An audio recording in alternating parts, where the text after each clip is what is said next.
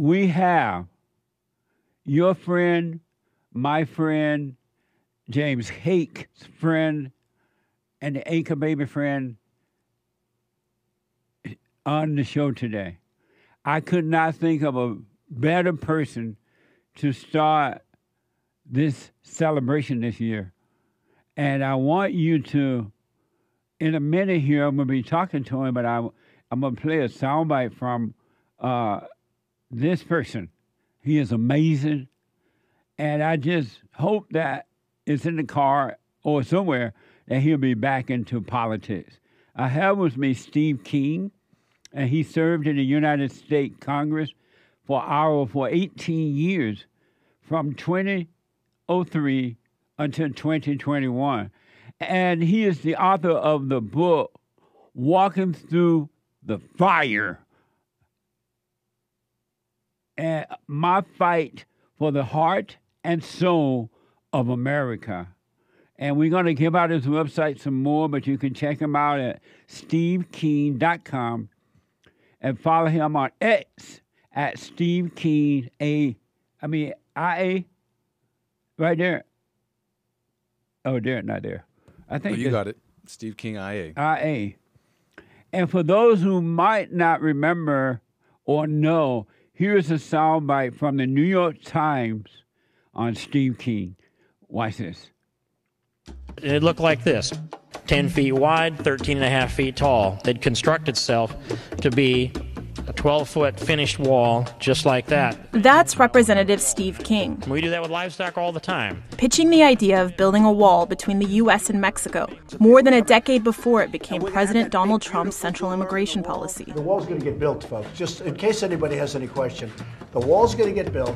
King has been a Republican member of Congress from Iowa. He's made a name for himself as a hardline opponent of illegal immigration. He may be the world's most conservative human being. That's right. It's our job here in this Congress to decide who will be citizens, not someone in a foreign country that can sneak into the United States and have a baby and then go home with a birth certificate. Preventing babies from being born is not medicine. That's not constructive to our culture and our civilization. If we let our birth rate get down below the replacement rate, we're a dying civilization. Where did any other subgroup of people contribute more to civilization?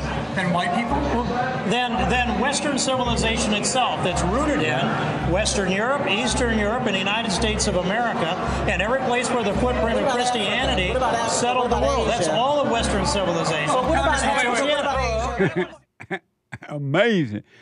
Representative Steve King is so tough that even the Rhino Republicans didn't like him. And it's so interesting to me. Representative Steve King, welcome to the show. Happy White History Month. And thank you so much for coming on. Well, good morning, Jesse. Oh, that intro was just great fun for me to watch. And much of that stuff I hadn't really run through my mind in a while. You did a perfect job of putting that together. And we need to have a good attitude about all of this, but we also need to look into the future. And we can learn from the past, look into the future. A lot of this is pretty simple to me, and it should be to most of us if we're thinking. But there are those other forces that get in the way of progress for humanity. And so I appreciate you doing this for the 8th time. It's an honor to be here with you this morning. Thank you so much. I want to ask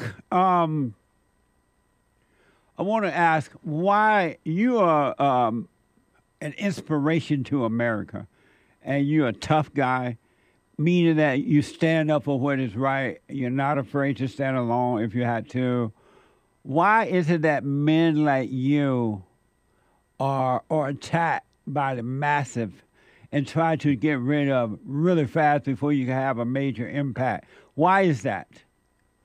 Well, I put a message to that in my book, Walking Through the Fire, and it's not the only answer to that question, but in the Catholic Bible has a book of wisdom in it, and in wisdom they predict, there's a narrative that predicts the crucifixion of Christ, and it says, the evil ones, I will call them, they say, "Let us beset the just one, for he is obnoxious to us. He sets himself against our teachings and charges us with violations of our training."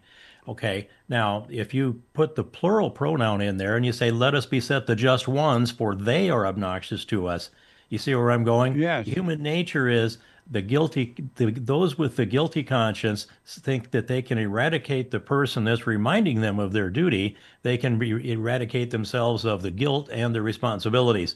And so I think being called out too many times is a big reason for that. John Boehner did not like it that I continually called him out, and I know that he was part of the scheme to try to get me out of office. Not just there were many others, though, many others. Amazing. And so how have you been, and what have you been doing since not being in office? What have you been up to? Well, there's never any whining allowed in this household, but I'm living a happy life, Jesse. Yeah. And I live out here in the country in rural Iowa, and when the corn's tasseled, which will be in about a week, I won't be able to see a neighbor. I've got 8 grandchildren within 10 miles of my house, all in the same direction. We all go to church together, and we go to brunch afterwards, and I go to ball games to no end. I've got a flat behind from the bleachers, and that's the joyous part. And also, I raise a big garden, but what drives me full time, really, 40 or more hours a week, is this Green New Deal hoax fiasco that's being driven at us by the billions of dollars appropriated. Is now wants to build a 2,500-mile pipeline throughout 5 states in the upper Midwest to collect the CO2 from ethanol plants and then pump it into the ground in North Dakota. And not only is that, it's the biggest boondoggle I've ever seen, but on top of that, they went eminent domain to condemn, I'll say, thousands of miles of the best farmland in the world in order that they can have their quasi-monopoly on this CO2, which is 100% government funded out of our tax dollars, money borrowed from China theoretically, and we have Chinese money invested in this as well. So it's outrageous to me, and I fight this every day. We formed an organization called Free Soil Foundation. It can be found at freesoilfoundation.com. We've got a good network of volunteers. Nobody gets paid, but boy, we've got some good workers here. Right. And so that's what keeps me busy, Jesse. Is it going to happen? Are you guys going to be able to stop that, prevent that from happening? Well, when we started, I thought we had about a 3% chance of success. Now I think it's 60-40 on our side. But the political power, and I'll call it corruption, runs deeply into the Dakotas and Iowa in particular, and also Nebraska and Minnesota to a degree, also in Washington, D.C. We are fighting the people that have leverage in Washington to protect their subsidy throughout all the DOGE efforts. They have fought to hold that together, and we have not been able to crack it. But we've also got the courts, and we've got state legislation that's going on. So we're going to fight them at every level, and I tell our team, fight every skirmish, fight every battle, and if you can't find one, go start one. We're going to take them on, have taken them on at every turn, legislatively and litigation-wise. We have sued them in federal and state court, and we brought legislation in both South Dakota and in Iowa, also in North Dakota with less success. So yes, we're taking them on, and determination, God on our side. They will be defeated. If not, we'll pick ourselves back up and go back to fight them some more. Amazing. I have so many things I want to talk to you about, but I want to ask the title of your book, Walking Through the Fire. That is an amazing title. Why should people buy your book, and what would they get from it? What would they learn from it? How would it help them? Well, it has to have a little foundation of the narrative of my life so that people understand how I think and why, and the things that I've been engaged in. So that's part of it. And just to give you a little piece of this, often people think that, well, Steve King served in the United States Congress, that would have never happened, but he was born with a silver spoon in his mouth. Well, that's, as your success wasn't rooted on the spoon in your mouth and in your first breath, and neither was mine. But I started a construction company with a negative net worth of $5,000, and I convinced a Democrat banker to loan me 100% on an old beaten up bulldozer that the weeds were growing around. Well, that company is 50 years old this year, and my oldest son owns it. That's going well. And of course, I spent 6 years in the Iowa Senate and then 18 years in Congress. So all of those experiences pushed me out to as many as 70 different countries, dealing with many of the leaders in those countries. So that's some of the background. But the political intrigue is the part that I think will be the most fascinating to people. There are a lot of stories about people's lives out there, mine being one of them, but the political intrigue of why these forces lined up and what motivated them to do what they did, I mean, I was in a place where I had won the previous three elections without spending a dime for Congress, not a dime. I didn't buy a doorknob hanger or a radio ad or a flyer or send a mailer. We just did our work. And my reputation was good, and we were winning with 60% or better in each of those. And then all of a sudden, the world caved in on me, and it was bad enough that the Democrats all lined up against me. I expected that. This is, by the way, I live in perhaps the one of the more conservative districts in America. But in 2018, the forces began to line up against me in August of 2018 that told me that it was lined up by the Republican side also. And by the time we got to the election, I had the chairman of the NRCC attacking me. His job is to get Republicans elected. He's attacking me along with all this negative publicity where wherever I went, it could be a coffee shop in a small town in Iowa, there would be NBC News and a bunch of reporters, fuzzy microphones hanging around my head like I was Gary Condit and Jean DeLevy was missing. And so I went through that and came out of that election. And then I got the message that said they're going to try again. And I didn't believe it, but they did. And so they ambushed me in January 2019 with a New York Times story. And it was a fabricated story. It was a misquote. And but they were all ready to go. That was their trigger. And they launched the entire national media broadside against me. And I became the worst person in the world for, a couple of years or so, Jesse. And I look back on that now, and I think it's amazing that there's enough power in America that they can plan, plot, and predict that every media outlet is going to attack an individual that was so clean in my background they couldn't find anything. They had to make it up because I was in their way. Amazing. While going through that, were you afraid? What were your thoughts and feelings while going through that? Do you remember? Boy. First, I was stunned that even though I had been forewarned that they would try again, the method that triggered it wasn't what I expected, and I was stunned that it could be launched that way. Kevin McCarthy was all in on destroying me with every power he had, and he more or less led and duped the entire Republican conference. So I'm trying to understand. I have a strong sense of personal loyalty. I don't let friends go easily. No matter what they do, they're still my friends. Yeah. That wasn't what held up in Congress. It was so bad that with C-SPAN cameras panning all over the House floor, hardly anyone would speak to me on the floor where there were cameras. But I hosted the Conservative Opportunity Society for 16 years, and I would host a breakfast at the Capitol Hill Club at 8 o'clock, a full, warm, hot breakfast with grits, so the Southern conservatives would show up. And they kept showing up. But when it was off the record, behind the scenes, and so they were fine, my friends behind the scenes, but not very many of them stepped out and forward and to take a couple arrows for me. That was pretty stunning. But here's what I really knew, though, Jesse, is I knew that the Lord was walking with me every step of the way. I didn't know why I was going through that. I didn't know why he was allowing that to happen to me. And maybe I still don't, although I've got some pretty good ideas. But I would never lost my faith. I was always confident, and I understood this too shall pass. And like I say, I'm in a happy place in life. I'm not glad I went through some of those experiences, but boy, whatever doesn't kill you makes you stronger. Yes. And there's not much they can do to me, Jesse. They don't. You remind me of men from the old school where men were tough. They didn't feel like victims no matter what they had to deal with in life. They don't make men like that anymore. And as a result, what is going to happen to society as a result of not having men to be strong and willing to go through whatever they got to go through? What's going to happen? Well, you've recognized that men are being emasculated in our society. I've heard that earlier this morning. Yeah. Throughout everywhere. We've got, of course, it's predominantly women by a high percentage teaching elementary school, preschool, and elementary school. And that culture has been fed this emasculation culture of, no, you need to be more like a girl. What's going to happen? I have to tell you a side story that pops into mind when you ask that. I have three grandsons, and one of them was just last year. He was playing. He's a good baseball player, by the way, by now. But he was catching, and he took a baseball hard into the hip, and it knocked him down. He's about 10 years old probably, so it gives you an idea. and it knocked him down, and he was laying there writhing on the ground in pain. And behind the backstop, of course, there's a whole lot of moms and grandmas there, and a few dads, not many.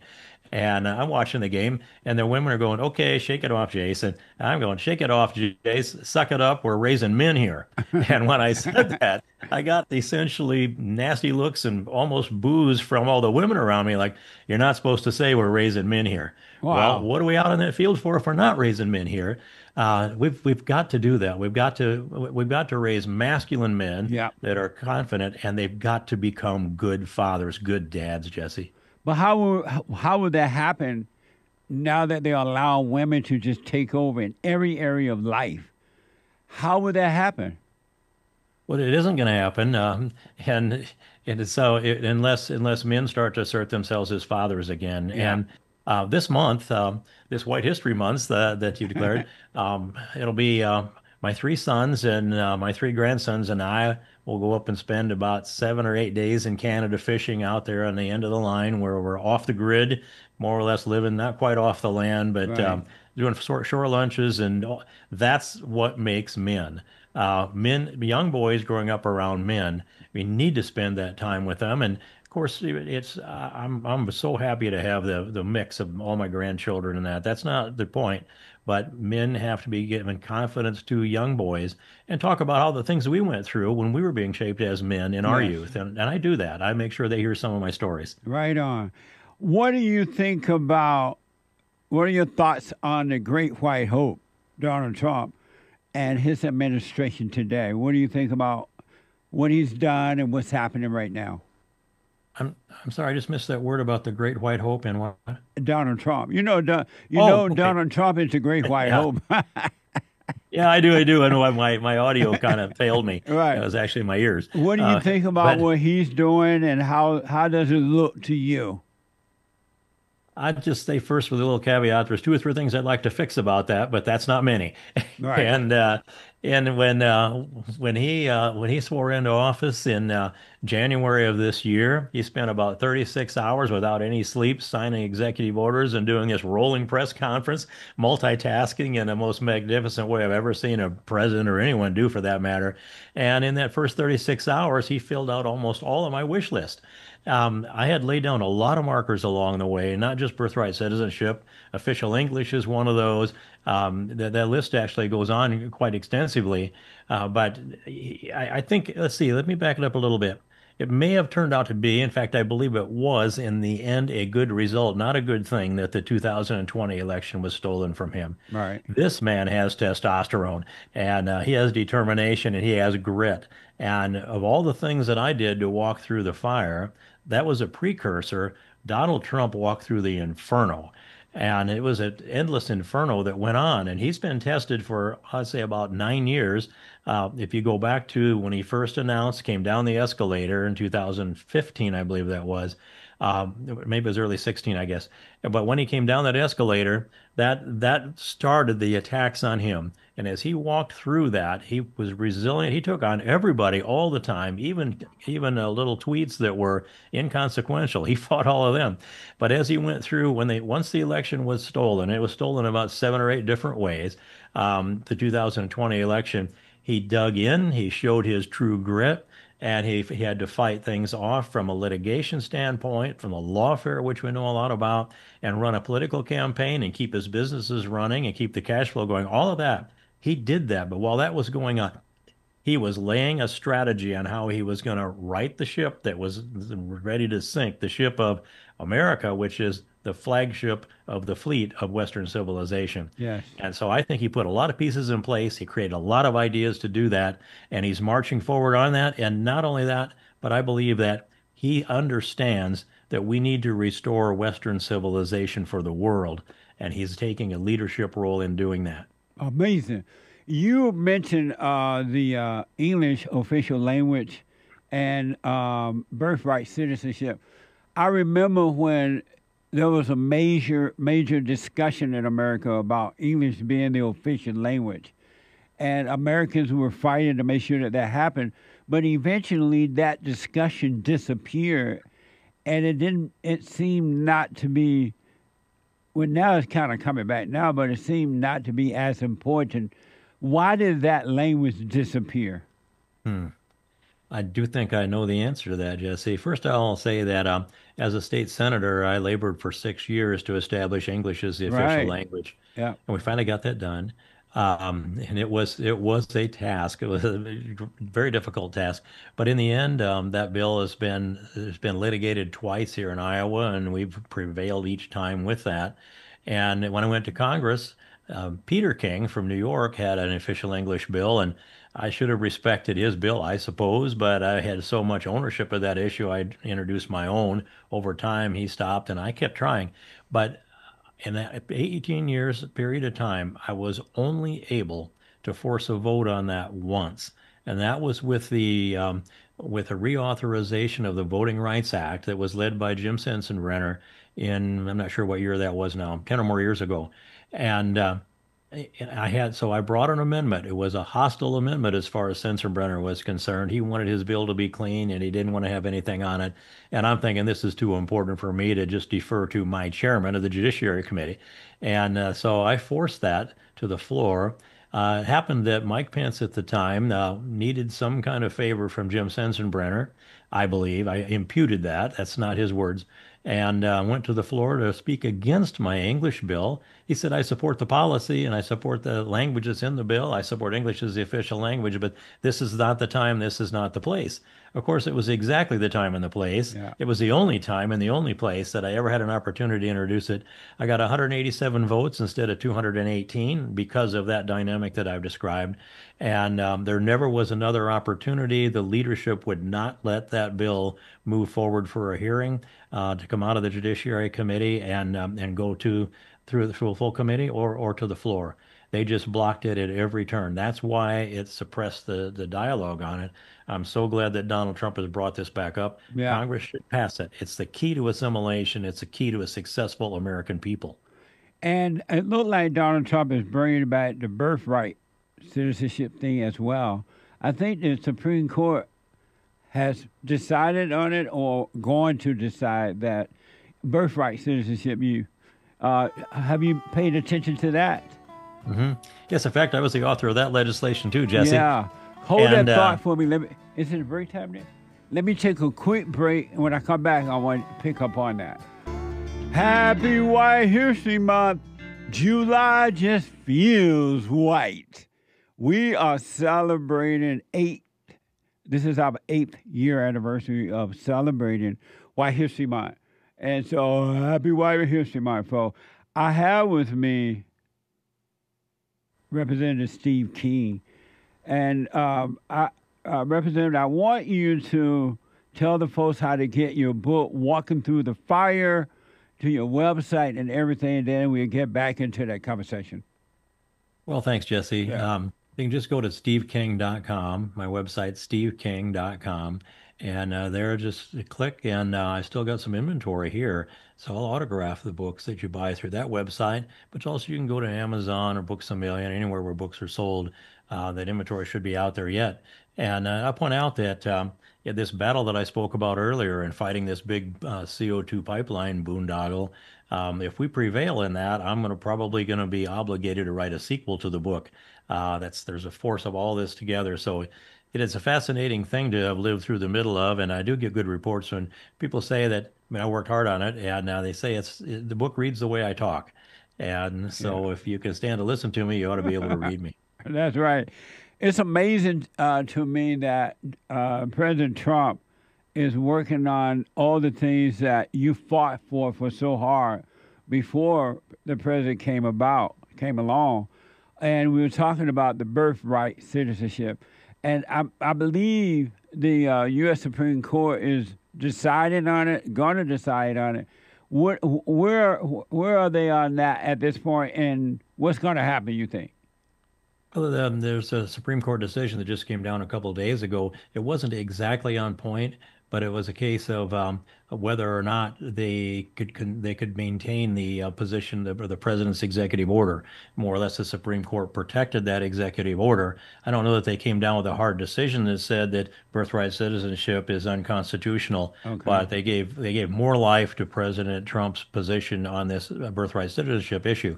And the argument on this is that yes, there are a few countries in the world that do have birthright citizenship. I actually helped with the Dominican Republic, who share an island with Haiti, as you know, and the Haitians were sneaking across into Dominican Republic for birthright citizenship to have babies so that they could be Dominicans rather than Haitians. And as we worked through that, finally the Supreme Court of the Dominican Republic found that birthright citizenship was not a constitutional right for people that snuck in to have a baby. And when you think about it, if you have the history of this on the 14th Amendment, which says that all persons born or naturalized and subject to the jurisdiction thereof are American citizens. Well, that phrase, subject to the jurisdiction thereof, you know, and I know, was put in there. Well, first of all, the 14th Amendment was to guarantee that newly freed slaves and all of their descendants and progeny would be full American citizens along with everybody else. That needed to be put into our Constitution. It was in the 14th Amendment, but there were Native Americans out there that said, I don't want to I'll lose my tribal membership if I'm an American citizen automatically. So the phrase in there was subject to the jurisdiction thereof really means that you're not totally subject to that if you're a member of an Indian nation.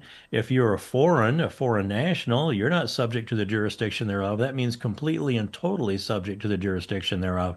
Your allegiance is owed to your home country. When somebody sneaks across the border to have a baby, and I've watched it with my eyes, by the way, they sneak across the border part, not the baby.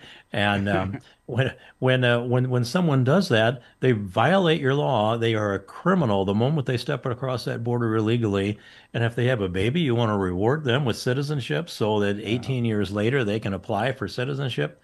We have a birth tourism going on where back when I was paying extreme attention to this, now 10 years ago or more, it was a $30,000 turnkey effort. You could be a pregnant Chinese woman, fly to San Francisco, for example, get an apartment there, get all of your prenup care taken care of, have the baby, get a little footprints on the birth certificate, fly back to China with a citizen that could then bring you into the United States and over time. Whole families are brought in like that. It's chain migration, and we know that now we have fifth column Chinese in the United States, 10 or 15 or more thousand of them. This thing has got to stop. Citizenship needs to be precious. It needs to be respected. Yeah. And if we don't use our citizenship to clean up that situation, eventually we lose our country. Yeah. You mentioned Dominican Republic, and they put up a wall to keep the Haitian out. And so you have a black country putting up wall to keep black people out. And you don't hear anything about that. You don't hear the so-called civil rights leader, the NAACP, or no one complaining about that. But when America does it to keep the illegal out, all of a sudden it's racist, it's wrong, it's a big deal. Why is it that what's good for the goose is not good for the gander everywhere? Well, we've got this thing, this is White History Month. Why did we ever accept this idea of white guilt? Yeah. And now they're telling us if you're born with a lack of melanin, you're guilty. Right. You're an oppressor. You should be suppressed the rest of your life. You're a colonizer. You're a victimizer. And I think of this that no, we're all born in the image of God. And he's given us these distinctions so we can tell each other apart, whether it happens to be skin color or the way our eyes and nose and hair is shaped, right down to the pieces of DNA that are within us. And here's a thought that I've never heard anybody express before, Jesse, and that is that we have, 8 billion people on this planet or so right now, right. And there are not two faces that are identical. There aren't two faces out there that their mother can't tell the difference. I don't care if they're quadruplets, identical twins, or whatever, that nobody shows up out of the random selection of 8 billion. So think of a world would be like if God hadn't created us with these distinctions. We could be talking with each other if we all had the same mask on, so to speak. Yeah. I wouldn't have to keep my word anymore because, well, it really wasn't me, Jesse. That was an imposter. But the world is ordered by facial recognition in a huge way. Those are distinctions that God has given us. And I had some reporters come in from, let's see, Northwestern University out of Illinois. 4 of them came to my house and they wanted to examine the brain of Steve King so they could go back and write a story for their journalism class. And they kept talking to me about equity, equity, equity. And finally, I slammed my fist down and I said, get that idea out of your head. You'll never be as rich as Jeff Bezos. You're not born with the same start. You don't have the same gifts that he has, but you may have more, you may have less. But the only way you can measure yourself is what did you do with the gifts God gave you? That's the measure. And it doesn't measure against anybody else. It measures against your natural gifts that you have and what you did with that. And that's what we need to do is challenge people. Take your gifts and use them for the good of God and for the good of the whole. But there's principles we must hold together, Jesse, and they are the roots of Western civilization. Amazing. I noticed that, I know that America is the greatest country in the world. It was founded and built by white men. With the help of God, they were able to create the best country in the world. And I've noticed that white Western country, white people countries, are under attack. But it's interesting in that everybody and their mama want to go to white countries. And yet when they get there, they want to turn on it and destroy it. People like Ilhan Omar and Tlaib, what's that woman name? Rashida Tlaib. And they've allowed people to come into our country from the Allahu Akbar country, and they are chanting death to America. In America, on American soil, burning the American flag, saying death to America, death to Israel, America, big Satan, Israel, little Satan. I don't know, I mean, what's wrong with America that they would allow something like that to happen? And then in New York, the Democrats, according to a report, just elected a socialist Muslim to run for mayor representing the Democratic Party in America. What's wrong with America that we would allow something like this to happen on our soil? Oh boy, this goes back a long ways back, Jesse, the late 1800s when we had German leftists that came over here and began to start agitating. And it's been the socialist agenda has been just driving incrementally, ratcheting away our freedom. And we just haven't been strong enough and confident enough. And that's why I talk often about, as you actually alluded to it, is that the founders of this country and the framers of the Constitution understood these principles, the principles of American exceptionalism. Yeah. And that's almost all of them are in the Bill of Rights: freedom of speech, religion, press, the right to keep and bear arms, the right to assembly, jury trial. The powers not enumerated in the Constitution devolve to the states or the people respectively. That's just some of it. Also, the rule of law is a central pillar of American exceptionalism, not specified in the Bill of Rights, and free enterprise capitalism. If you understand how those pillars hold our country together, you would defend it. But instead, we're watching people they set pragmatism over principle. And when I get into a debate with even people that are working with me on some of these issues, so I'm like, well, in my best judgment, I think we ought to let that principle go because in the long run, it might hurt us if something goes wrong.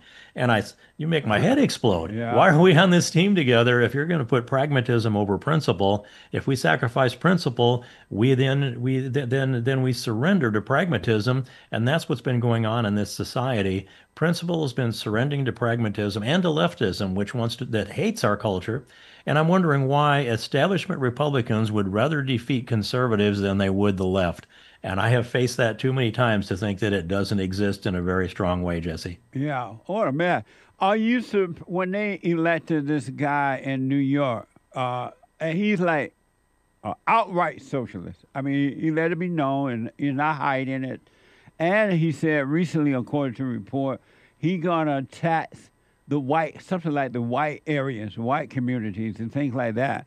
This guy is like really open about what he's gonna do, and the people in New York voted for him anyway. And they're saying that white, educated women are his primary supporters.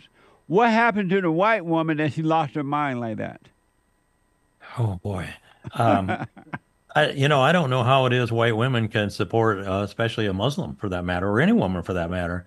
I mean, women are suppressed under that society, and Yeah. they get the license in the Quran to beat their wives. And I went in and visited a mosque in Dearborn, and the imam's wife was there to guide me, and she had 3 other wives to share her husband with, and she told me she was glad because when he travels around the country, she knows that he's with another one of his wives rather than some random woman that might give him some sexually transmitted disease. And I go, no way I sell that to my wife.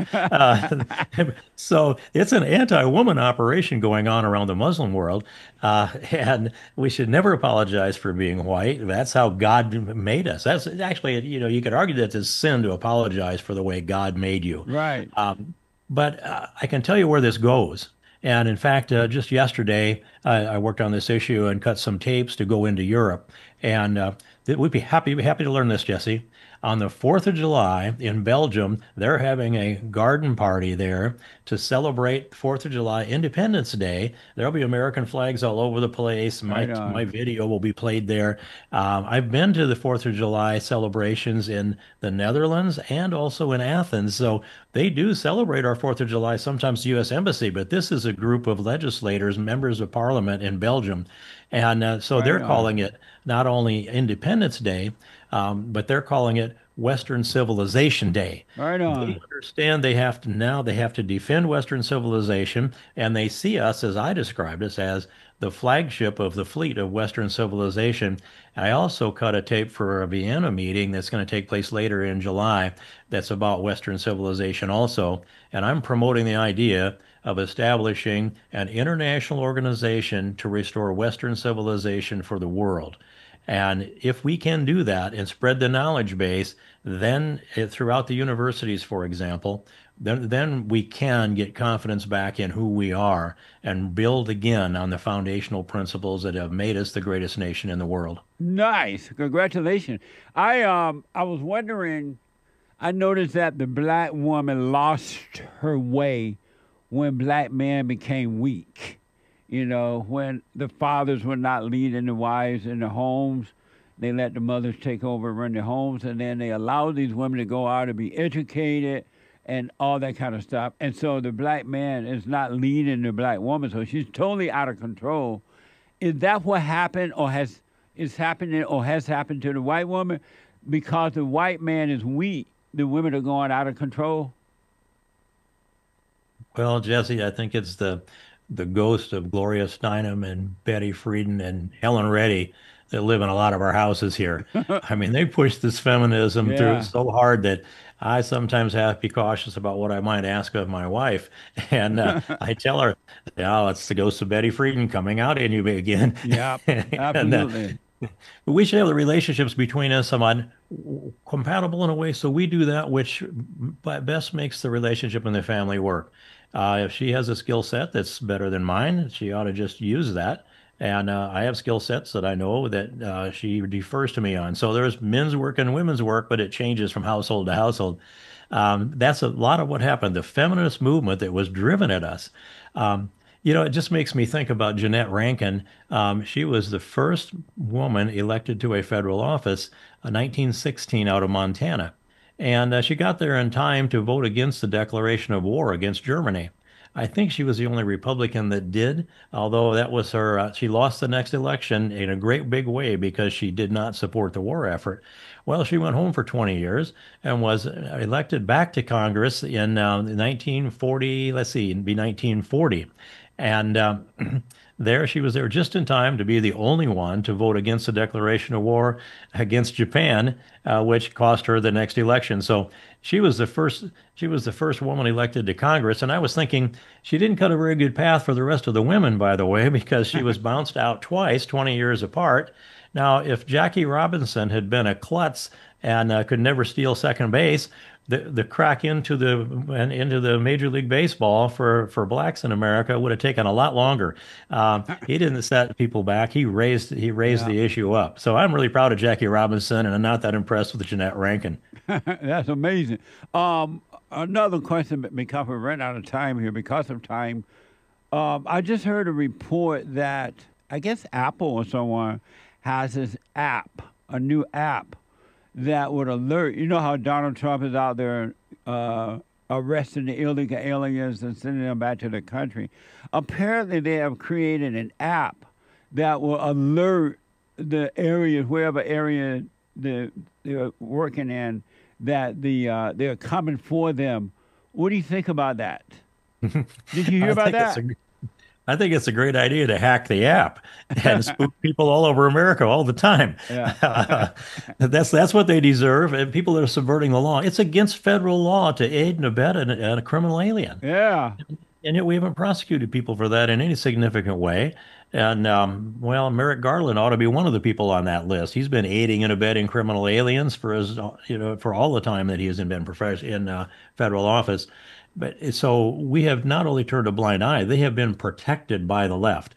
And we should remember also that there's forces out there that want to break down and destroy the American civilization, the American culture. And George Soros isn't the only demon of this. There are a good number of others.